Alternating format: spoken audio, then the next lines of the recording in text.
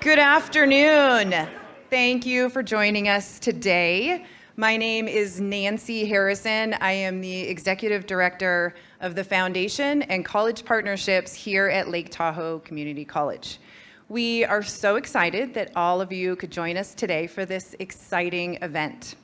The LTCC Foundation partnered with the Friends of the Library, South Lake Tahoe, to bring this event to you today. The mission of the LTCC Foundation is to work for educational excellence by assisting and encouraging investment in the development and growth of educational opportunities here at the college. Last year, the foundation received a donation for a speaker series from an anonymous donor through the Parasol Tahoe Community Foundation. We plan to offer more talks in the future to bring such relevant topics like Dr. Hayhoe's climate expertise to you and our South Lake Tahoe community. The mission of the Friends of the Library is to support the library through fundraising, promoting awareness, advocacy, and responding to new needs. The Friends are also committed to providing programs that facilitate community involvement. They are honored to include today's presentation in their fourth Tuesday evening program series. Visit the library or the website for more information. Remember, a library has books, including Saving Us by today's guest speaker. If you don't have your own copy, visit the library and check it out. I would also like to thank the Lake Tahoe Visitors Authority for bringing Dr. Hayhoe to our region for Operation Sierra Storm Meteorology Conference that is happening this week in South Lake Tahoe. This event would not have been possible without their support and Dr. Hayhoe's offer to add another stop on her trip. It is my honor to introduce our guest speaker today. Dr. Katharine Hayhoe is the Chief Scientist of the Nature Conservancy, a Horn Distinguished Professor and Endowed Professor of Public Policy and Public Law at Texas Tech University, the lead author of the second, third, and fourth National Climate Assessments. Her work has resulted in over 125 peer-reviewed papers, abstracts, and other publications. She is also the author of a best-selling book, Saving Us, a climate scientist's case for hope and healing in a divided world. Please welcome Dr. Katharine Hayhoe.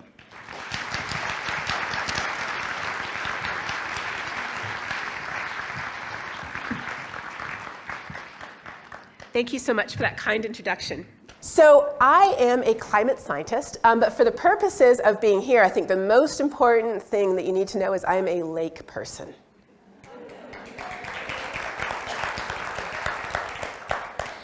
I grew up far away from here in southern Ontario, and I grew up on the shores of the Great Lakes, and I spent all of my summers up at our cottage. In Canada, you call it cottage if it has running water inside.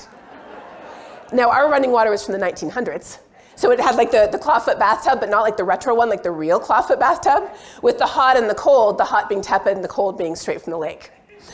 But it was surrounded by pine trees. It had many of the same aromas as here. And so coming here really does feel a little bit like coming home in a way. And it reminds me again of why I care so much about this issue. Because I see the place that I grew up changing. And I know that my son is not witnessing the same conditions that I did. There's literally different birds now than there were when I was his age. The lake is much warmer. You're already here in Tahoe, you're already getting algae blooms in the lake, for goodness sakes. And this is a cold lake, and you have warm water species in the lake now. So seeing these changes is very different than listening to information about global average temperature or what's happening in Antarctica, right? It's what's happening right here, and we see it happening, and it touches us in a very different place. It's not so much up here, but right here.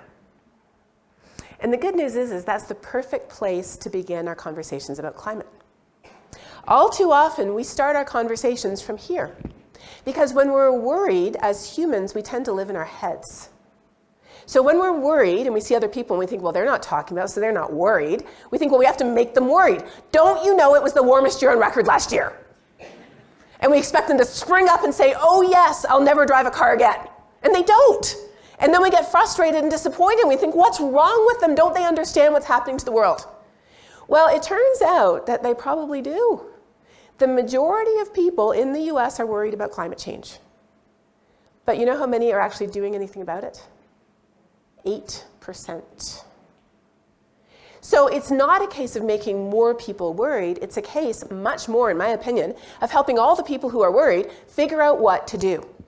And all of this begins with something so simple, we often don't think about it, having a conversation, but a conversation that doesn't begin from here, but rather begins from here.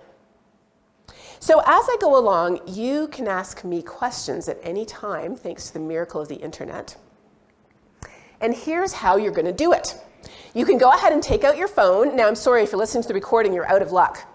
People listening to the recording, no live questions for you. Only people in the audience here get to do this. Go ahead and take out your phone. You can take a picture of that QR code, or if you want, you can type in pollev.com/Katharine. If you take the second option, I will note that my name has 2 A's. There's always someone who's like, it's not working. Yeah, it's Katharine. If you have a problem, you'll have to take it up with my mother, who's a history buff. And anytime, as I go along, you can type a question into PollEV. And here's the even better part. You can look at all the questions everybody else is asking as we go along, and I'll remind you about this. You can upvote the questions you most want me to answer. I'm not going to answer every question. I'm going to answer the ones with the most thumbs ups. So at any point, if something occurs to you as I'm talking, go ahead, get your phone or your computer, type in your question, or look at other people's questions, and I'll remind you of this as we go along, and at the end, I will get to your questions. Okay, everybody good? So I wanted to start not with data about climate in terms of the science of what's happening, but rather about what we think about it. So if you ask people, is it happening? People say yes. And zooming in here, we're in Carson County, right? Is that correct? No, we're just across the border. Shoot, we're right across the border. I know, I passed California when I was driving here. I was like, oh, dang it, wrong county. Close enough, just pretend. But here's the point, and unfortunately you don't see much color difference there. We don't think it matters to us. People agree it matters to future generations, plants and animals, people who live over there, but not us. You can see here, 40%. And then, here's the even crazier thing, we don't talk about it. We don't have conversations about why it matters. And if it doesn't matter, if you don't think it matters, why would you ever do anything about it? So, I'm here to talk about how to have constructive conversations. And I have had thousands of conversations over the years, some of them that have been very unconstructive. And I feel like I've learned the most from them. And I want to spare you some of those, so that's why I'm here. Because I truly believe that by having conversations, we can kickstart or catalyze climate action right here where we live, in the city, the town, the school, the neighborhood, whatever organization we're part of. Action begins with what? With one person opening their mouth and saying, why don't we blank? That's how it begins. So why can't that person be you? But first of all, we often say, well, why should I be having these conversations? Because I'm not a scientist. And we think, well, the person that we should be having these conversations with is that person I know, let's call him Uncle Joe, who's always on Facebook arguing about how it's solar cycles, or the scientists are in it for the money, or it's volcanoes, or there's a secret conspiracy. Now, I won't ask you for a show of hands, but I know quite a few, and you might too, right? And so often when people say, oh, so you mean you want me to have a conversation, that's who they head straight for. But I have some news for you. That is not going to be a constructive conversation. It will be an argument, but it will not be a conversation. It will not be a mutual listening session. You will not have an exchange of ideas. There will be no shifting of an opinion. In fact, this group is actually called, they have a name, they're called dismissives. And my personal definition of a dismissive is someone who, if an angel from God with brand new tablets of stone appeared before them saying global warming is real, they would dismiss it. So arguing with a dismissive, the social science has showed, actually hardens them. It strengthens them, it reinforces them. And I learned this the hard way on social media because I have answers to all their but what abouts. So I used to give them the answers, and I realized pretty soon they didn't care. Arguing was what actually reinforced their sense of identity. I was making it worse by arguing with them. So often we try to engage with the smoke screens that people are throwing up. The sciencey sounding smoke screens, it's just a natural cycle. I hear a lot of religious-y sounding smoke screens. If God's in charge, how could this happen? And when I point them to Genesis 1, the first book in the Bible, the first chapter, where it says God gave humans responsibility over everything on the earth, that doesn't change their mind. And then there's economic arguments like, oh, it's too expensive. Well, what about the Oxford study that showed that we'd save $12 trillion by transitioning to clean energy, and we'd save more money if we did it faster? Or the UC Berkeley study that showed that electrifying the US would save billions of dollars and countless lives that wouldn't be lost from air pollution. Did you know that burning fossil fuels produces so much air pollution? I'm not talking about the carbon pollution that's creating climate change. I'm talking about like the particulates from burning fossil fuels, that it kills nearly 10 million people around the world every year. What is the cost of those lives? So don't fall for these smoke screens, because you know what? They're smoke screens. They are excuses. They're excuses for what? For inaction. The real problem everyone has with climate change is not the science. We've known since the 1800s that digging up and burning coal back then, and oil and gas today produces heat-trapping gases that are building up in the atmosphere, wrapping an extra blanket around the planet, causing it to warm. And like I said, the Bible and other religious texts are very clear on human responsibility. So what are these smoke screens for? I don't want to fix it. But it doesn't sound so good if I say, okay, there's this global problem that's affecting everyone, especially the poorest and most vulnerable people in the world, including in our own state, but I don't want to fix it. I would sound like a bad person if I said that. So our subconscious rationalizes it and says, well, I'm not a bad person, so therefore this can't be real.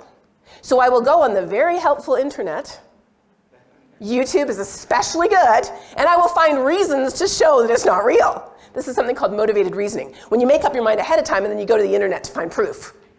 And sad to say, you can find proof of anything on the internet. What we have to do instead is we have to address the real problems. The real problems are the fact that the number one predictor of whether someone agrees with the simple facts that climate is changing, humans are responsible, the impacts are serious, and our actions will make a difference in our future if we act now, is not how educated they are. It's not how smart they are. It isn't. In fact, the smarter people are, the more conservative they are, the less likely they are to agree. It's not how much science they know, it is simply where we fall on the political spectrum. The US is the leader in this area, but we're seeing the same polarization in my home country of Canada, in the UK, in the EU, in Brazil, and beyond. And so, even though a thermometer is not Democrat or Republican, it doesn't give you a different answer depending on how you vote, and a hurricane doesn't, stop politely and knock on your door and say, excuse me, can I see your voter registration card before I rip the roof off your house, right? And similarly, a wildfire doesn't, stop to read the election sign in your front yard before it burns your house down. Climate change is not a political issue. It's real, it's us, it's serious, and there are solutions. But there are solutions across the whole spectrum, and we know that the more solutions we have, the more robust answers we're going to get. So we need voices from across the spectrum bringing up solutions.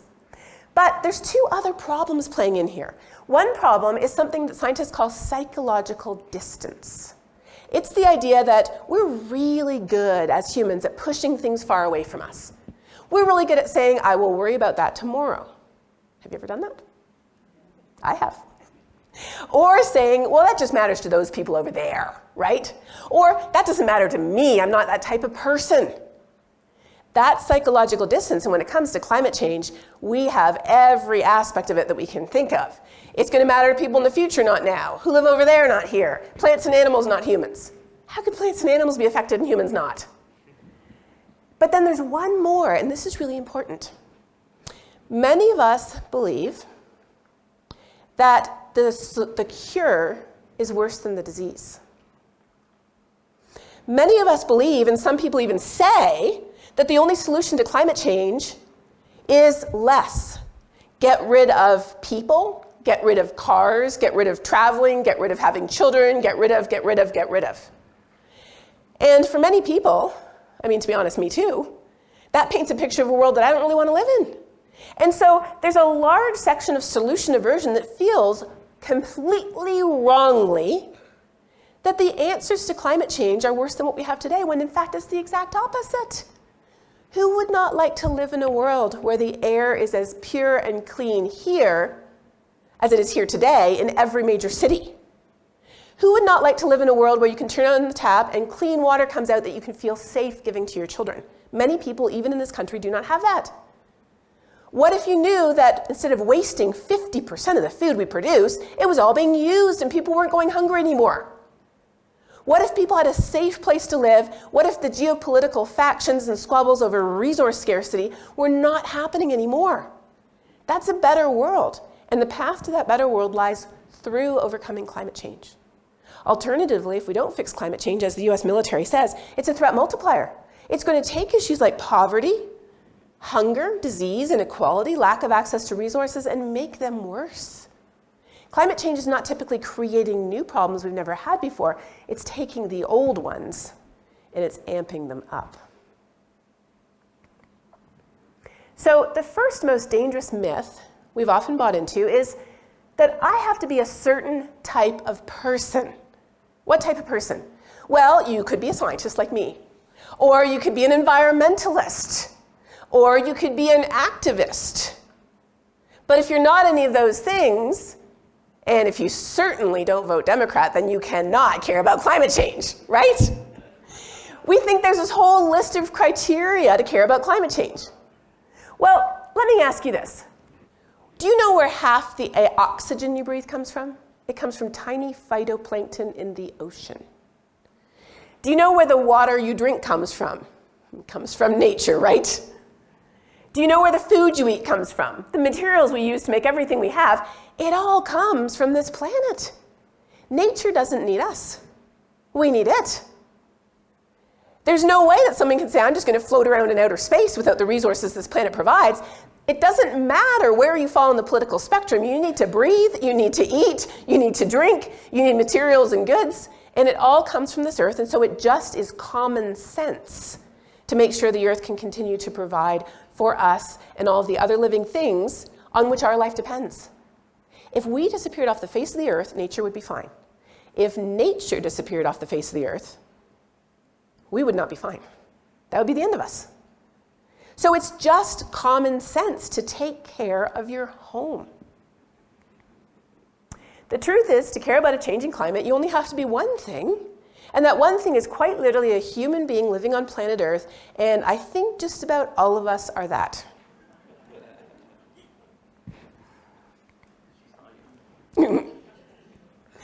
So that's why people often say, well, okay, but you're still talking about saving the planet, right? And I say, no, I'm not talking about saving the planet. And at that point, the record player sort of screeches to a halt, and they're like, what?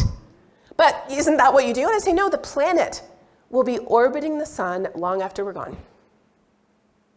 My undergraduate degree is in astronomy and physics, and I can tell you for a fact that until the sun turns into a supersized red giant and envelops the Earth, it will be going around the sun. The question is, what will be on the Earth? It is literally about saving us. And when I say us, I want to put that asterisk there to be very specific, because I am talking about all of us living things.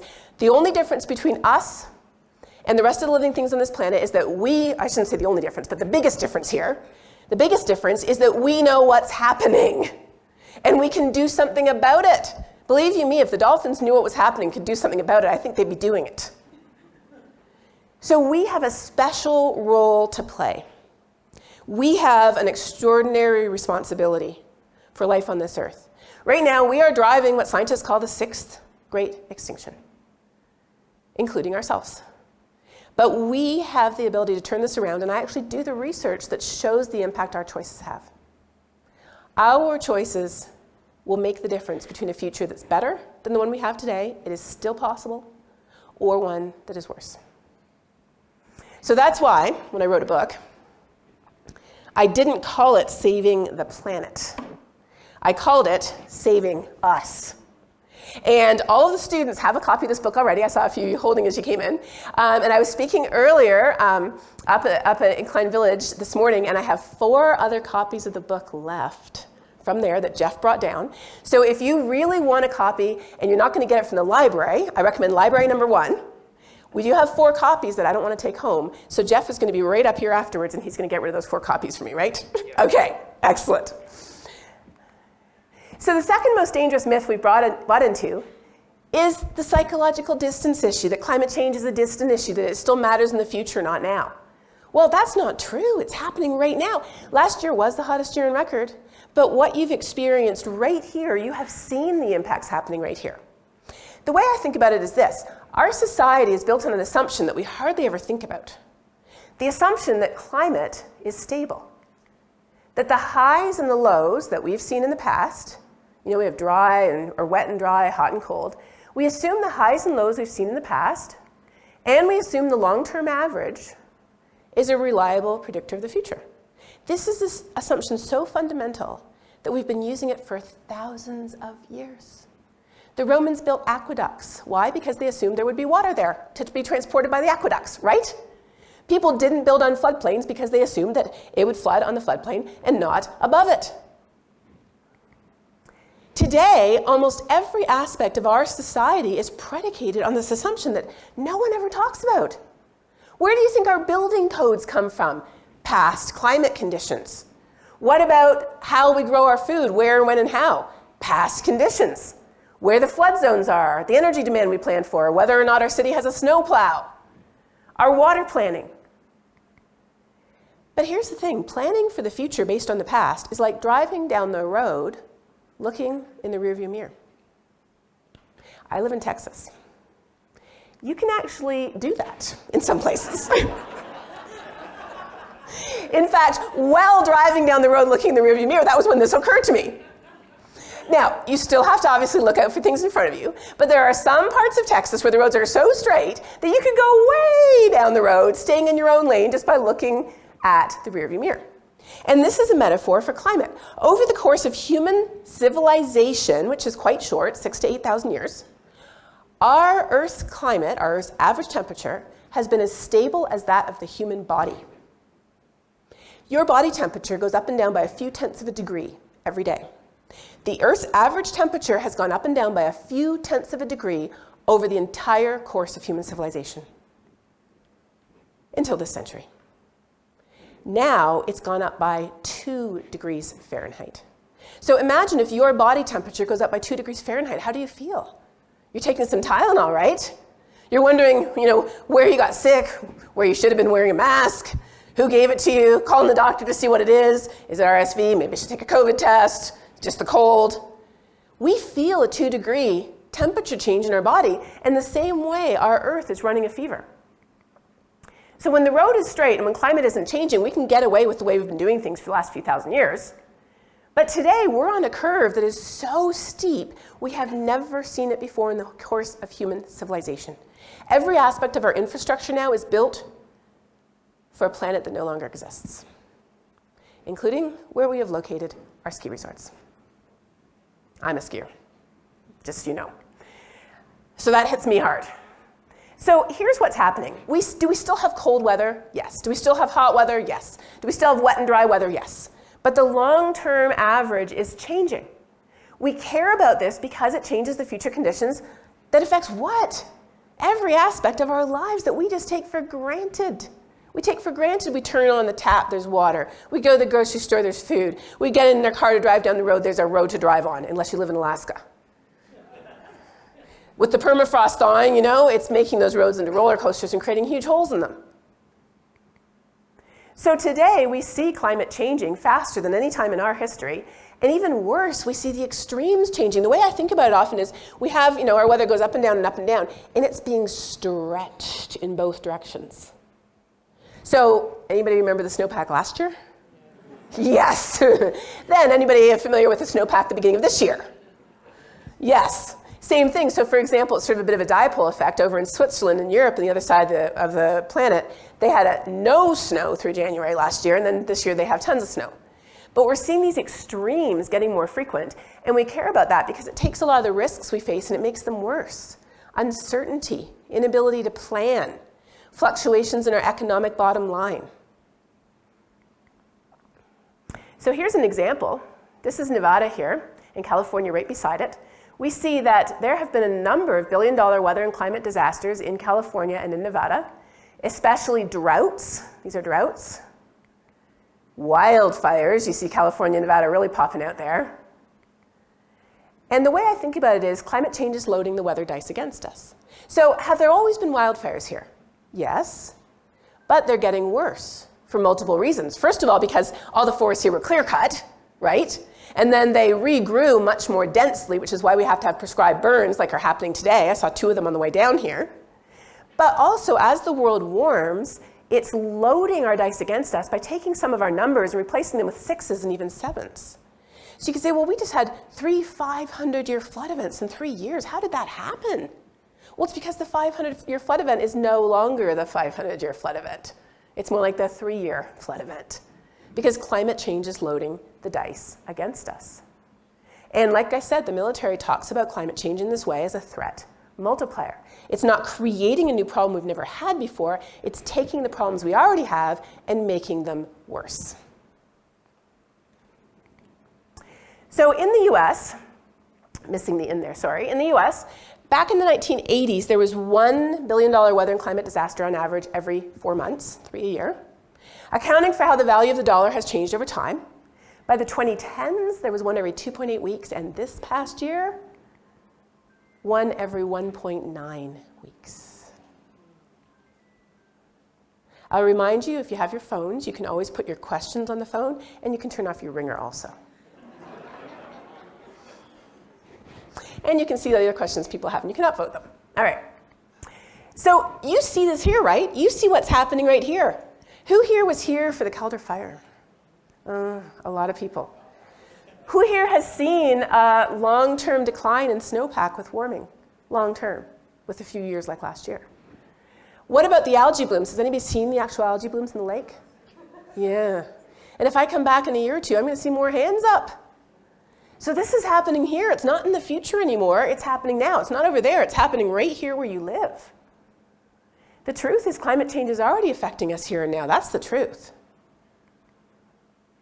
And lastly, the third most dangerous myth we bought into is that the only viable solutions are bad.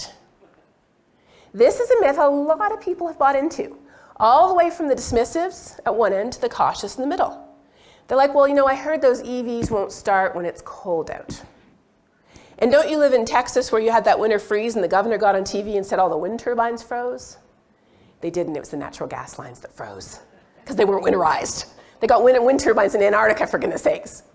They're like, well, what about, you know, mining all the rare earth minerals for the batteries in the EVs and for the solar and the wind technology? It's true that that mining does produce impacts, but the mining of rare earth minerals compared to the mining of fossil fuels, there's no free lunch. We have no way to power our society without any impacts. But we do have a much more affordable lunch that does not incur 10 million premature deaths a year from air pollution, as well as many other impacts, much more affordable. And we have the very expensive lunch that we've been dining out on for the last 200 years. There is no perfect solution. And there is no one solution. People are like, okay, but I've heard that there's just one solution. It's called, and there's a couple of different options here. It's called direct air capture, where they suck the carbon out of the atmosphere. Well, you know how much that costs? You know how much energy that uses? The top guys in the world who created this estimate that if we do everything we can to roll out direct air capture by 2050, it can take care of 5% of the problem.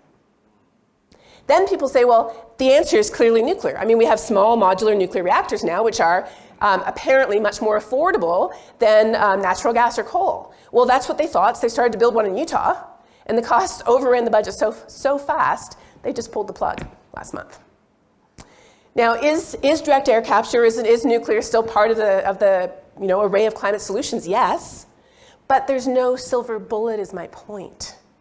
And then people might say, well, yes, but I heard that the food system is responsible for most of our heat-trapping gas emissions, so if everyone goes vegan, that'll fix climate change.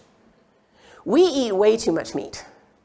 And our use of land for cattle in this country, and especially industrial-scale cattle, not like small-scale ranching, not sustainable management and grazing, but large-scale industrial agriculture for $2 burgers, is out of control.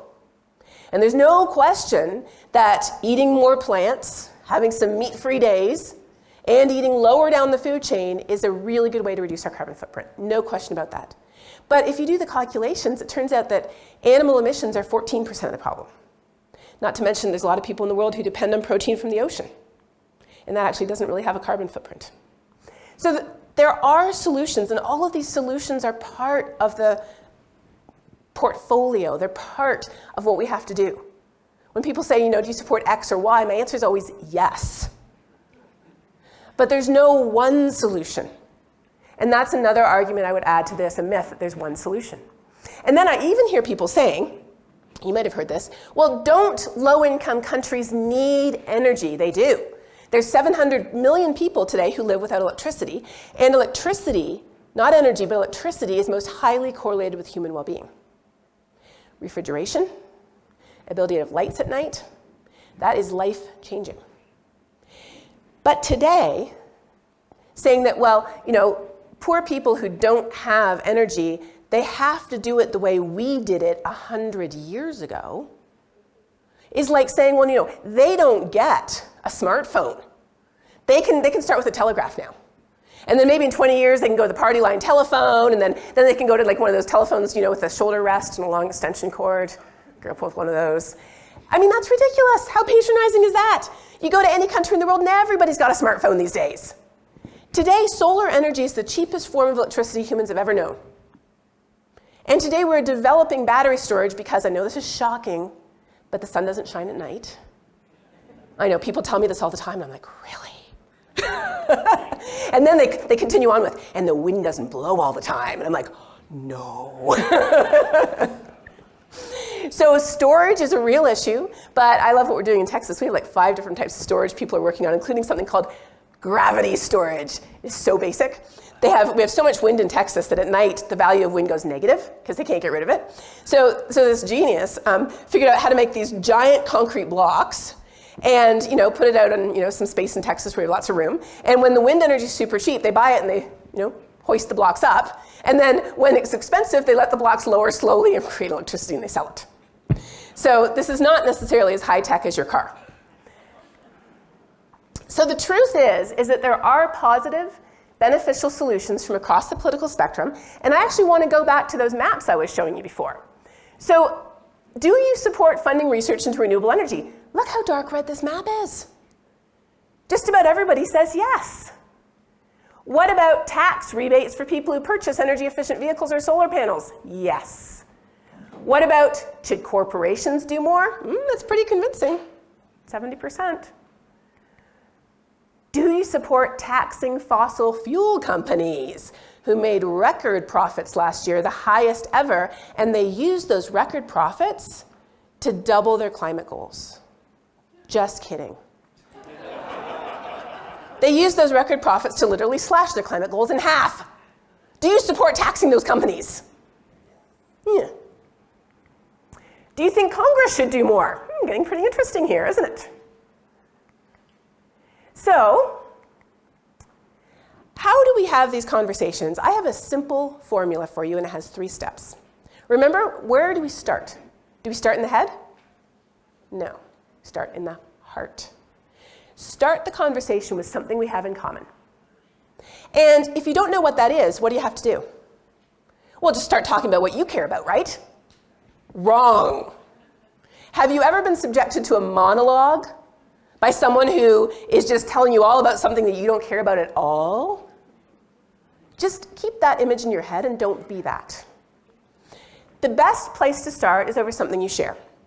And in my book, I actually have a story about how I was speaking at an organization called Christians in Science at Cambridge University. And there's a group of scientists who are British, who were all Christians. And it was a really interesting conference because every scientist, we're talking people at the top of their field, were giving the latest at their field, and then they were giving an ethical or theological perspective on their research in GMOs or astrophysics or parallel universes or climate change. So when I was preparing, the organizer, Bob, said, oh, Katharine, you don't have to worry. Everybody here is on board with climate change. The subtext being, we're not Americans. And I said, well, okay, Bob, because I'd just gotten an email that same week from a vicar at a church not far from Cambridge saying, help, my parishioners are questioning climate change, what do I tell them? But I figured I would trust Bob, so I prepared my presentation, talked about the latest advances in climate science, and talked about my own faith-based perspective on why this matters, especially from the perspective of loving and caring for others and being good stewards of the planet. And afterwards, I was sitting at a table having tea, very civilized tea afterwards, with a group of women who were asking me about my experiences in getting harassed and attacked, which happens quite regularly, in fact, almost daily now on social media. And so I was telling them about it, and they were listening as if I was almost out from a different planet, when this man came storming up to the table like this, and his face was purple. And he's like, how, and I'm paraphrasing, I don't remember exactly, he's like, how dare you imply that science is settled? Don't you understand any real scientist knows there's uncertainty? You didn't present any of the information that says that we're not sure about this or that. And so I could tell there wasn't any reasoning with him, so I just said, well, I'm sorry, I disagree, and he stomped away. So, no bonding. The next year, I was at home in Toronto, and there's a similar conference for Canadian scientists at a nearby university that my dad was presenting at. My dad is a science educator. And so he said, well, why don't you come with me for the day? So I said, sure. So we came, and we were having lunch, and I had to leave a little bit early. So I walked out of the cafeteria, and the door slammed shut behind me. And it was locked, and my cell phone was dead, and I didn't know where it was. You know a university campus in summer? There's nobody there. So I was standing there wondering what I was going to do when I heard someone coming out the door, and I turned around super quick, and the door slammed behind them before I could catch them. And I looked at who it was. It was the same guy. It was the guy from Cambridge. So I could see he took a deep breath, and I took a deep breath, and we both sort of smiled like this. And I said, you know, I'm lost. I don't know how to get back to the conference. And he said, well, I think I know. Let's go this way. So we're walking along together, and, you know, we're both visibly trying to figure out, like, what can we talk about? And I figured at that point he was a lost cause. So I wasn't looking for anything to bond over. I was just trying to get to where I was going. And he looked down at my bag, and he saw that my knitting needles were sticking out of my bag. And he said, oh, do you knit? I said, yeah, actually, I'm knitting my mother a present for her birthday. I'm almost done. Her birthday's tomorrow. And he said, oh, my family has started to do that. We only make each other presents now. You don't need to be buying more plastic stuff from China. We make things for each other, and that just means so much more. I said, well, that's wonderful. I love that. And as I responded like that, he said, well, actually, we don't just recycle, we upcycle. I built all of our furniture out of packing crates. I'm like, what? And he's like, yeah, we live in a city center. I don't own a car. I walk everywhere. I only fly once a year. And I was like, oh, well, just my luck that this was the once. But he went on to describe this life that was incredibly sustainable and very thoughtful. And it was rich in family and love and community and all of the things that we need for that better future. So I realized that he had bonded with me. And when we got to our door, I turned to him and I said, you know, I wish that everyone lived the same way as you, even if they thought the same way as you about climate change. And he said, really? And I said, yes. That was the last time I saw him. But that taught me a lesson about bonding. I didn't think I had anything in common with him, but once he was brave enough to restart a conversation with me, we discovered so much we had in common that was much more than what divided us. So that's step one. Step two, connect the dots. Do people love skiing? Connect the dots between climate change and how it's affecting skiing. Do people love the lake? Connect the dots between the algae, the changes in the fish distributions, and climate change. Do people love hiking? Are people worried about wildfire? Connect the dots between climate change and wildfire. And there's so many resources here that help you to do that. But don't forget the last step. The last step, cannot forget this, is to inspire with practical positive solutions. We need to know what we can do to fix this. So educate yourself. What are the different towns around here doing? What are the different schools around here doing? What are the different resorts around here doing? What are the different companies around here doing? What are the organizations, like all the different conservancy organizations, including my own, the Nature Conservancy, what are they doing? When you start to look for hopeful stories, they are all around you. Once I started to look for hopeful stories, I almost felt like I was beating them off with a stick, but why do I want to do that? I want to bring them in close. There is so much out there when we start looking around. And so when I did my TED Talk back in 2018, that's what I talked about as the simple step of bonding, connecting, and inspiring. Bonding, what values do we share? Well, I grew up in South America. I am a person of faith. I love hiking. I live in a city. I'm not a Rotarian, but when I went to speak at the Rotary Club, they were very, very kind. They printed their values on a 4-foot poster for me. So I rapidly rearranged my presentation on climate change into, is it the truth? Yes. Is it fair? Absolutely not. It disproportionately affects the people who've done the least to contribute to it. Will fixing it build goodwill and better friendships? Yes. And would fixing it be beneficial to all concerned? And at the end, a local banker stood up with a very bemused look on his face. He said, you know, I never thought too much of this whole global warming thing, which is a very polite Texan way of saying I thought it was a load of crap. But it passed the 4-way test. What could he do? Those were his values. It passed his value test. This is the incredible power of starting with what people already care about rather than what you care about. Then we need to explain why it matters where we live, connect the dots to here and now, which you have so many resources here to do. Lots of other great talks on that. I don't need to give you that one. But then we need to talk about solutions. Solutions that are changing people's lives in low-income countries. Solutions being implemented in oil country in Texas. Solutions that are being implemented by churches. But then you might say, okay, but I'm not a scientist. Well, it turns out that the social science, summarized here, shows that scientists are the number 2 most effective messengers on climate change. We're number 2.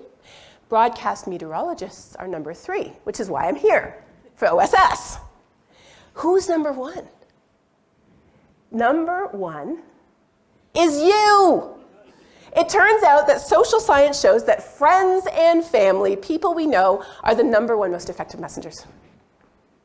So if that's the case, the more we trust the messenger, the more concerned we are, and Americans say their friends and family are capable of persuading them to act on climate change. If that truly is the case, my question to you is, what are you waiting for? You can change the world. Thank you.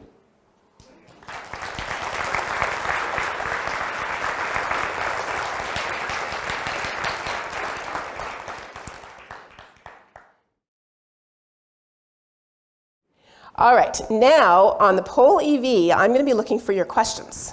I'm hoping that they are there. Let's see. Question number 1, in addition to Rob C., which I take it is not a question, is can you explain the gravity energy thing in Texas? Yes, okay.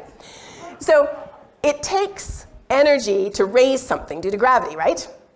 So they have these big, heavy blocks, and when wind energy is super cheap, they buy it, and they use it to raise the blocks really high up. And then when wind energy is expensive, they slowly lower the blocks, and as they lower, they turn a turbine. And the turbine produces electricity. Pretty cool, eh? All right. How do I gather my poll info?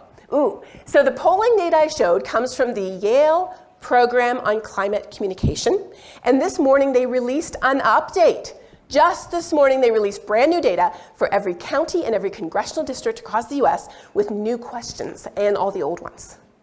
So if you go to the Yale Program on Climate Communication, you will find their public opinion data. If you just Google it, it'll pop right up. And you can look in much more detail into your county and your district on all kinds of great questions, including the solutions I showed you. Okay, you are all getting the hang of this. Help me out here with some upvotes, please. Yes, take a look at what questions. Okay. What are the things that you do in your personal life to be part of the solution? That is a really good question, and I think I have a slide on that. Let me just go back down here, assuming everybody had a chance to look at that again. Okay, yes. So if you go to any of my social media feeds where I can pin something, this is what I have pinned. Now, when people ask what I can do, there are a lot of personal actions we can take to reduce our personal carbon footprint. But I've calculated that if everyone who has the resources, the means, and the knowledge to reduce their personal carbon footprint did everything they could, most of us couldn't get below 50%, and it would only account for maybe max 25% of US emissions. It's not enough. So then you might be tempted to despair. You might feel like, well, if nothing I do matters, then why am I even doing this? No, no, no. Make no mistake, the only way the world has changed before is when individuals made it. But individuals did not make countries abolish slavery by going off sugar? Did they go off sugar? Yes, because it was grown in the slavery plantations in the Caribbean. But what else did they do? They used their voices persistently, tirelessly, year after year, decade after decade. How did women get the vote? It wasn't by asking nicely, it was by calling for the vote. Again and again and again, having conferences and marches. How were civil rights enacted?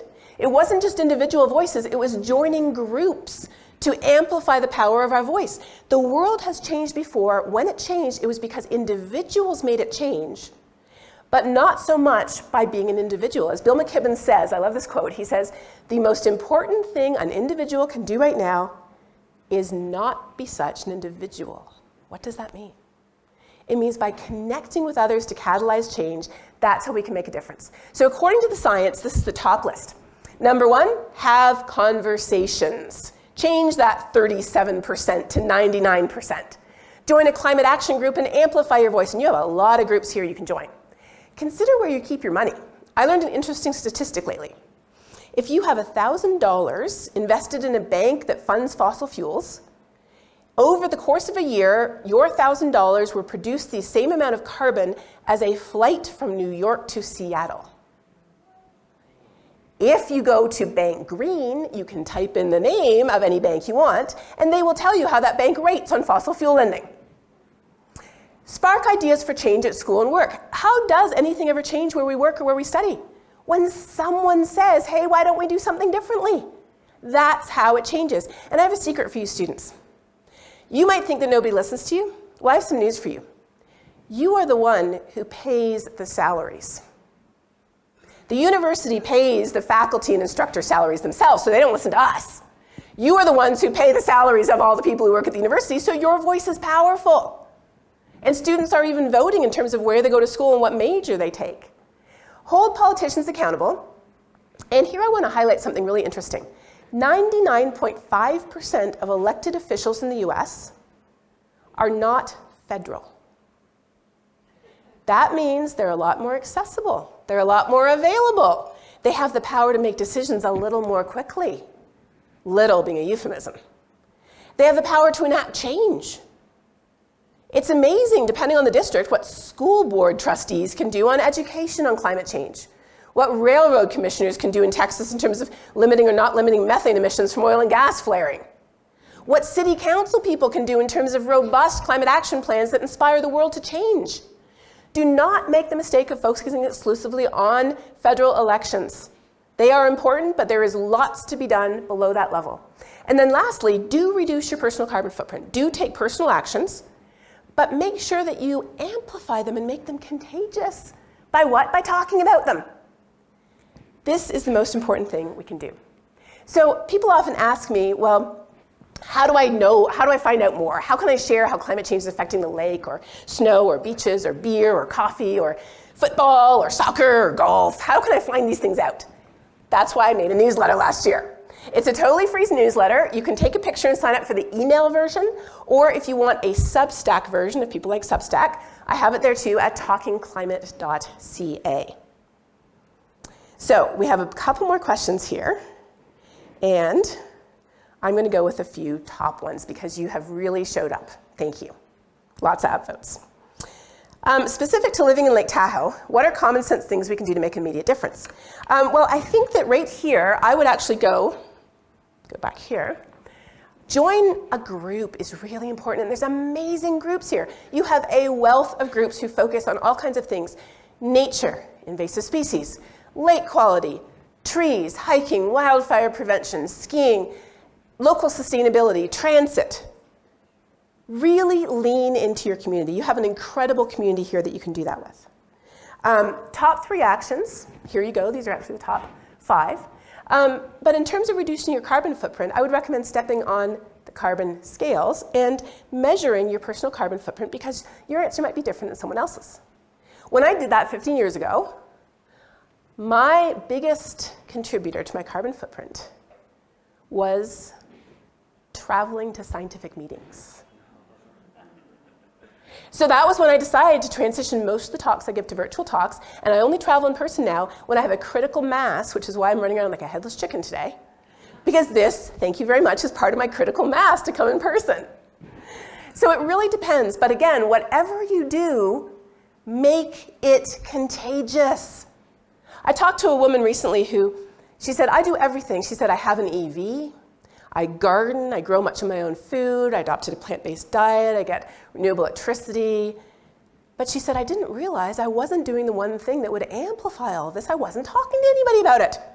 I didn't tell anybody in my garden club what I did or why, because I care about it because I'm a gardener. She had never taken that extra step.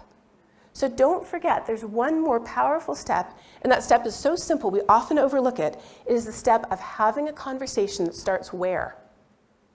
In the heart, about why it matters to us, and then invokes the hands, what we can do to make a difference. Thank you.